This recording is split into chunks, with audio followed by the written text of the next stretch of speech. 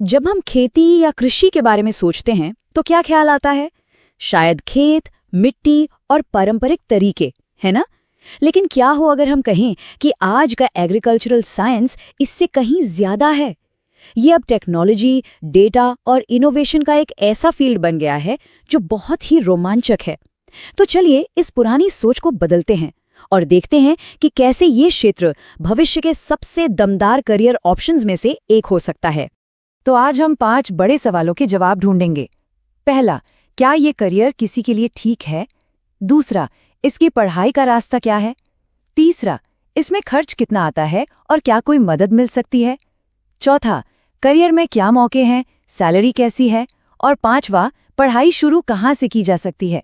चलिए एक एक करके इन सभी सवालों को समझते हैं। तो सबसे पहले और सबसे जरूरी सवाल से शुरू करते हैं, क्या ये फील्ड किसी के लिए सही है? देखिए, कोई भी करियर चुनने से पहले ये जानना बहुत जरूरी है कि उसमें कामयाब होने के लिए किस तरह के गुण होने चाहिए। तो देखते हैं कि एक सफल कृषि विज्ञानी बनने के लिए क्या चाहिए होता है। तो सवाल ये उठता है कि आखिर वो कौन सी पर्सनल क्वालिटीज हैं, वो कौन सी खासियतें हैं जो इस फील्ड में कामयाबी की नींव रखती हैं। जैसा कि हम यहाँ देख सकते हैं, 3 चीजें बहुत जरूरी हैं। सबसे पहली, कृषि से जुड़े कामों में सच में दिलचस्पी हो। दूसरी, बाहर मतलब प्रकृति के बीच काम करना अच्छा लगता हो। और तीसरी, जो सबसे जरूरी है, वो है प्रॉब्लम सॉल्विंग स्किल, मतलब किसी भी समस्या को समझना, उसे एनालाइज करना और फिर उसका हल निकालना। ये सिर्फ खेतीबाड़ी नहीं है, इसके लिए एक साइंटिफिक सोच चाहिए। और ये तस्वीर देखिए, ये आज की हकीकत को बिल्कुल साफ दिखाती है। आज का एग्रीकल्चरल साइंस ड्रोन, सेंसर और डेटा एनालिसिस जैसी मॉडर्न टेक्नोलॉजी का इस्तेमाल कर रहा है। ये अब पूरी तरह से टेक्नोलॉजी और इनोवेशन पर आधारित एक फील्ड बन चुका है, जिसने खेती की पारंपरिक छवि को बिल्कुल बदल दिया है। ठीक है, तो मान लीजिए किसी को लगता है कि हाँ, ये गुण तो है और ये फील्ड सही है, तो फिर अगला सवाल मन में आता है कि इस रास्ते पर आगे कैसे बढ़ा जाए, पढ़ाई का सफर कैसा होगा। चलिए अगली स्लाइड में इसी को समझते हैं। देखिए, रास्ता एकदम सीधा है। पहला कदम है 10+2, यानी 12वीं क्लास फिजिक्स, केमिस्ट्री और बायोलॉजी या एग्रीकल्चर सब्जेक्ट्स के साथ पास करना।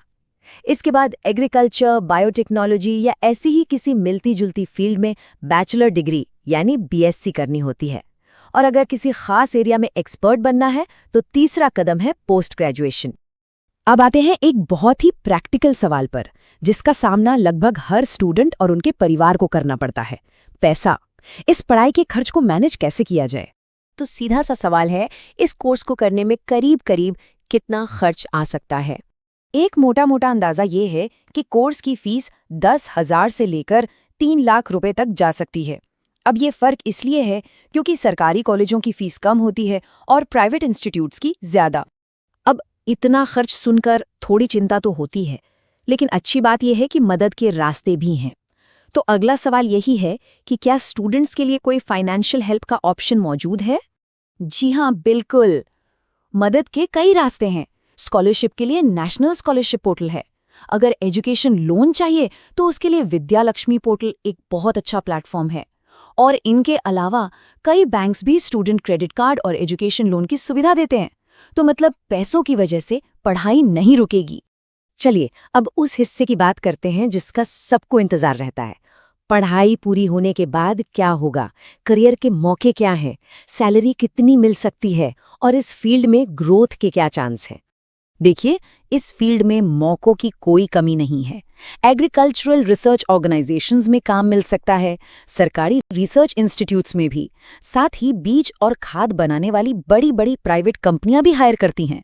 मतलब सरकारी और प्राइवेट दोनों ही सेक्टर्स में भरपूर मौके हैं। और अब वो सवाल जिसका जवाब सब जानना चाहते हैं, सैलरी। तो शुरुआत में हर महीने 8,000 से लेकर 8,500 रुपए तक की इनकम हो सकती है। हाँ, ये ध्यान रखना होगा कि ये आपके अनुभव, स्किल्स और कंपनी पर निर्भर करता है। जैसे जैसे एक्सपीरियंस बढ़ेगा, ये इनकम काफी बढ़ सकती है। और ये देखिए कि करियर का ग्राफ कैसे ऊपर जा सकता है। सफर एक एग्रीकल्चरल साइंटिस्ट के तौर पर शुरू हो सकता है, लेकिन सही मेहनत और स्किल्स के साथ कोई भी मैनेजर, डायरेक्टर और यहाँ तक कि किसी बड़ी कंपनी का प्रमोटर या सीईओ भी बन सकता है। ग्रोथ की संभावनाएं बहुत ज्यादा हैं।